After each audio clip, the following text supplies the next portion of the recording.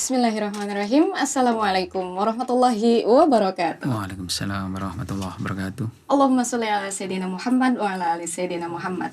Sahabat setia Al-Azhar Podcast, kembali lagi bersama kami. Pada kesempatan sebelumnya kita sudah membahas tentang beasiswa ke negeri Al-Azhar Mesir. Dan pada kesempatan sekarang kita akan membahas untuk kuliah ke negeri apa? Negeri Sudan. Bersama narasumber kita pada kali ini yakni Ustadz Muhammad Sholihuddin Al-Quyuni. Kita akan persilakan beliau untuk membahas secara tuntas kuliah di Sudan. Baik, kita langsung saja bersama Ustadznya. Assalamualaikum warahmatullahi wabarakatuh, Ustadz. Waalaikumsalam warahmatullahi wabarakatuh. Ya, bagaimana kabarnya Ustadz? Alhamdulillah sehat walafiat. Alhamdulillah. Khair, Silakan alhamdulillah. Ustadz memperkenalkan diri. Ya, nama saya Muhammad Sholihuddin Al-Quyuni. Saya berasal dari Kediri, tepatnya di Desa Kayan Kidul, Kecamatan Kayan Kidul, Kabupaten Kediri, Jawa Timur. Dari Jawa Timur, betul Ustadz. Ustadz, ini ada nih banyak pertanyaan dari teman-teman. Karena Betulkah? saking antusiasnya teman-teman muslim dan muslimah yang ingin melanjutkan kuliahnya ke luar negeri, yakni ke Timur Tengah seperti itu, Ustaz. Jadi selain ke Mesir ataupun ke Pakistan dan lain sebagainya, ada juga yang ingin ke Sudan, Ustaz. Nah, Ya. kira-kira bagaimana sih sistem untuk pendaftaran ke Sudan itu? Lewat jalur apa? Kemudian ada tes apa aja kayak gitu, Ustaz? Ya, karena Sudan ini sebenarnya sejak dulu ya sudah ada beasiswa ke Sudan itu tahun sekitar 91 itu sudah ada beasiswa ke Sudan. Dan pada waktu tahun 91 itu di Sudan beasiswa di sana alhamdulillah menyenangkan. Artinya karena jumlahnya mahasiswa itu sedikit, jadi kehidupan untuk mahasiswa yang dapat beasiswa di Sudan itu seperti kehidupan di Jamiah Madinah atau Jamiah Ummul Qura di Saudi. Nah, tapi setelah tahun 91 karena ada terjadi konflik antara Irak dan Kuwait,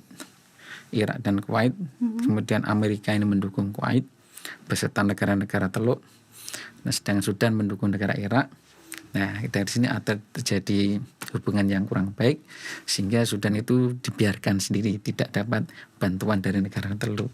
Itu setelah tahun 91. Tapi Sudan pada itu juga bangga walaupun bisa mandiri tanpa bantuan negara Teluk, tapi malah bisa mendatangkan mahasiswa lebih banyak. Kalau dulu cuma 200, sekarang malah ribuan, bahkan lebih dari 2000 lebih. Masya Allah. Di Jamiah Ifriqiya khususnya yang menampung mahasiswa luar negeri di Sudan. Dan untuk pendaftarannya ya biasanya kita tetap biasanya bulan antara Maret sama April. Tapi tetap kita harus nunggu informasi yang pasti dari Kementerian Agama yang ada di Indonesia, karena itu bisa berubah sesuai dengan yang dikehendaki oleh Kementerian Agama di Indonesia. Dan tentu ini juga disesuaikan dengan tes yang berada di Sudan. Jadi jangan sampai terjadi ketika di Sudan sudah waktunya belajar untuk semester awal, tapi anak-anak yang belum datang. Sehingga kalau nanti anak-anak belum datang, misalnya ternyata datangnya setelah bulan Juli, sehingga dia harus mengikuti semester kedua. Jadi dia nggak bisa mengikuti semester pertama. Jadi usahakan itu sebelum pelajaran atau semester pertama itu dimulai biar tidak terlambat. Ya, untuk pendaftaran sekitar bulan April, dan itu nunggu dari Kementerian Agama. Itu kalau yang resmi dari Kementerian Agama. Tapi seandainya mungkin ingin yang mandiri, pemberangkatan mandiri, di sana itu ada yang namanya pengurus cabang istimewa Nahdlatul Ulama di Sudan. Nah, PCINU Sudan itu juga bisa membantu sedikit untuk bisa agar bisa masuk di Jamiah Ifriqiya. Tapi mungkin ada prosedur-prosedur yang harus dilalui. Betul. Entah nanti misalnya, yang jelas ini pasti lebih banyak daripada yang lulus lewat Kemenak. Jadi yang jalur mandiri lebih banyak pasti, artinya ongkosnya harus sendiri. Selain itu juga mungkin kita harus bisa memberikan sesuatu pada PCI. Dan juga mungkin ada juga selain PCI lewat misalnya alumni Gontor yang ada di Sudan, yang dia mungkin punya hubungan baik, dia punya prosedur sendiri, itu bisa memberangkatkan jalur mandiri ke Sudan. Selain misalkan Gontor, ada juga yang alumni beberapa pondok pesantren yang memiliki perguruan tinggi dan punya hubungan dengan negara Sudan, itu juga mungkin bisa lewat jalur mandiri seperti itu. Salah satunya kalau jalur mandiri ya lewat PCNU, Alumni Gontor, atau PP Muhammadiyah. Katanya PCI itu mungkin ada hubungan dengan PPNU juga. Ya begitu, tinggal nanti milih mana. Tapi tentu yang lebih enak bagi kita ini kan yang lewat Kemenak, agar kita tidak mikir wah nanti gimana ya ongkosnya bagaimana. Ya jelas ini lebih sedikit, lebih simpel biayanya. Bahkan mungkin waktu angkatan saya itu tidak membayar sama sekali. Kita sudah diongkosi pesawatnya, sudah tinggal masuk, dapat uang makan, dapat tempat tinggal, dan dapat kuliah gratis. Insya Allah. Untuk mengakses linknya gitu Ustadz, yang di Kemenak itu kira-kira linknya apa ya? Nanti ada di situ tentang think tank ya, khusus untuk Timur Tengah. Jadi dia membawai untuk universitas yang ada di Timur Tengah, ya baik nanti ke Mesir, ke Sudan, ke Libya, ke Syria, ke Maroko, ke Yaman. Nah, jadi nanti kita lihat di linknya depak khusus think tank ya. Jadi bicara jadi Google nanti think tank ada di mana. Untuk tesnya itu Ustaz, apakah perlu TOEFL ataukah harus ada punya hafalan berapa juz seperti itu? Oh ya, Juz Al-Quran. kalau TOEFL mungkin artinya kalau punya itu tentu lebih mudah karena kita sudah terbiasa menjawab soal-soal. Tapi seandainya tidak, yang penting orangnya mampu untuk menjawab itu, belajar sendiri mampu, ya bisa. Tapi kalau mengenai tentang hafalan Quran itu ada, ya ini mah ada yang harus dilalui.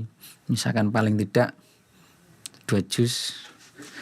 Kalau dia misalkan hafal juz 30 atau juz 1, juz 2, lebih baik itu juz 26 sampai 30, ditambah nanti juz 1 sampai juz 2.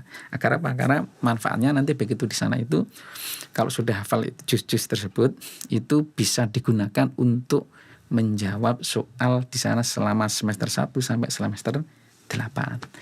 Jadi punya kelebihan di situ. Jadi nggak perlu menghafal lagi karena kita sudah hafal itu. Jadi tidak sia-sia gitu.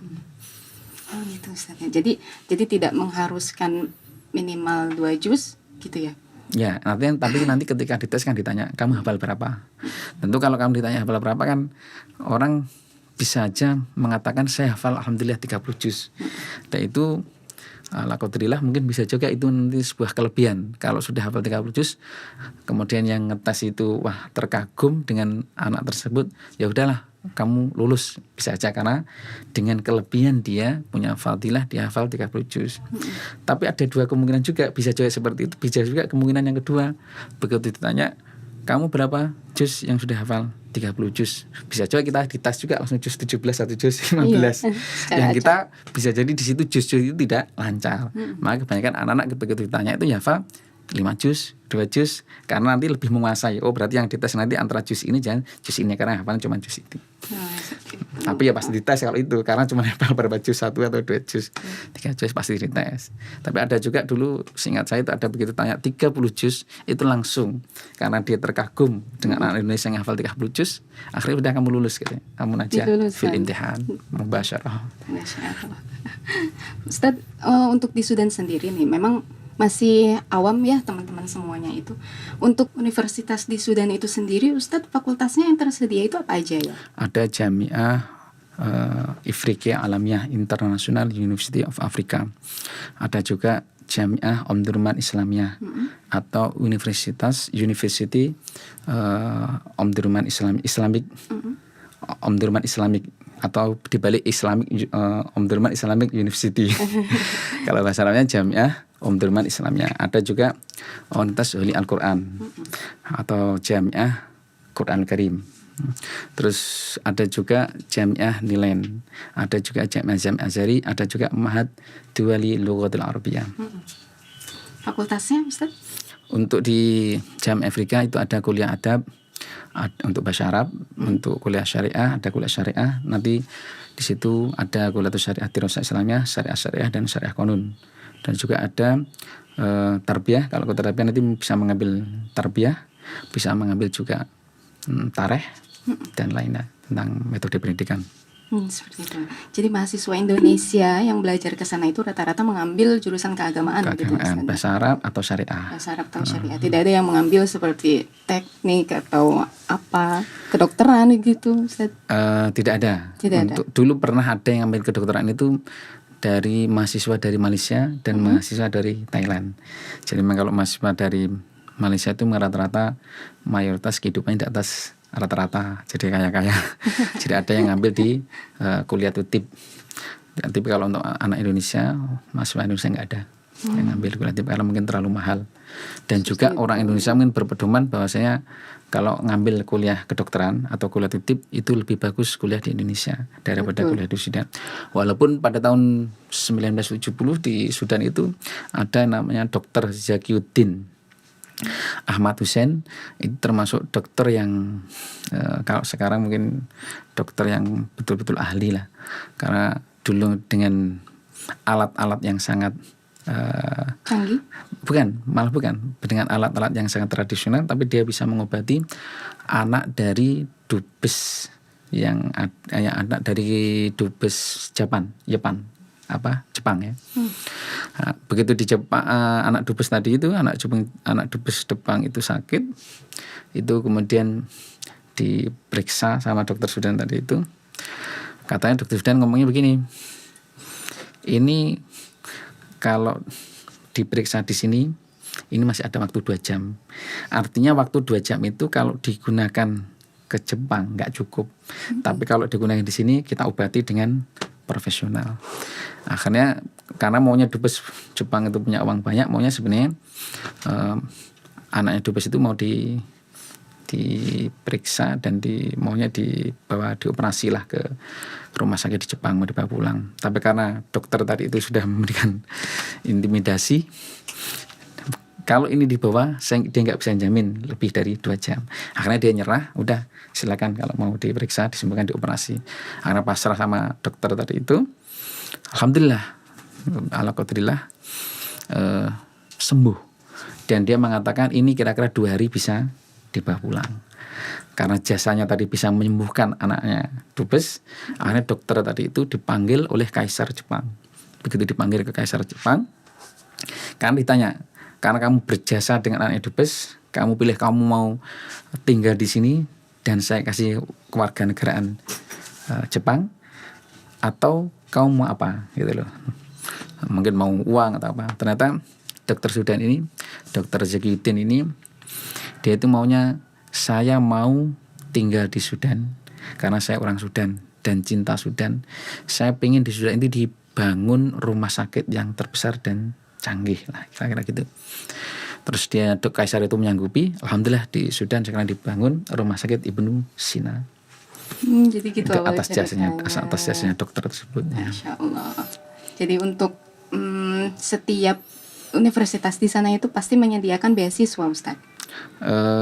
Ya nggak semuanya. Nggak semuanya. Yang rata-rata anak-anak ini yang pasti dan ada di sana dan mungkin nggak terlalu ribet ya di Jamiah Ifriqiah Alamiyah International University of Africa.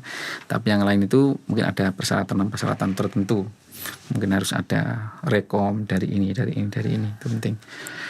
Terus yang juga selain itu selain ada tes juga ada rekom-rekom tertentu. Baik Ustaz, kemudian untuk melanjutkan S2 di Sudan itu sendiri, apakah boleh ketika kita S1-nya di Indonesia? Iya boleh. Dan itu pernah terjadi, malah ada anak itu yang ya ibaratnya dia itu di Sudan mungkin agak kesusahan ketika kuliah S1, terus nggak lulus, terus kemudian pulang ke Indonesia, dia kuliah di Indonesia S1, alhamdulillah lulus, terus ke sana itu ngambil S2. Jadi kesempatan bagi teman-teman yang kira-kira wah saya dulu mau ke Sudan, ke Mesir, kira-kira lulus S1, bukan berarti menutup kemungkinan nanti untuk S2 itu bisa lulus. Ya jadi kuliah di sini aja S1 misalkan, karena kemarin ikut tes nggak lulus, kuliah di sini sampai selesai S1 baru nanti melanjutkan di Sudan S2, dan barangkali Allah mengabulkan doanya dan diterima di S2 di Sudan. Untuk jenjang pendidikannya gitu Ustadz, S1 di sana selama 4 tahun dan S2-nya selama 2 tahun seperti di Indonesia atau seperti itu? Atau Ya, tidak? hampir sama seperti itu. Cuman itu ya tetap tergantung dengan anaknya. Ya rata-rata 4 tahun. Bahkan sebenarnya kalau kita hitung sebenarnya nggak sampai 4 tahun. Bahkan ya mungkin sekitar 3,5 tahun itu sudah selesai. Nah, tapi tetap tergantung kalau anak-anaknya rajin di sana, tidak terlalu banyak main-main. Ketika tugas diselesaikan, alhamdulillah ketika imtihan itu lulus semuanya. Nah itu nggak jauh, nanti begitu selesai ujian 1-2 bulan syahadah sudah keluar. Jadi, tapi kalau anak-anak di sana main-main kemudian belajar nggak serius, ya sama aja di mana-mana pasti akhirnya nggak lulus juga, akhirnya lambat. Begitu dia nggak lulus, otomatis dia nunggu 1 semester, akhirnya nggak selesai.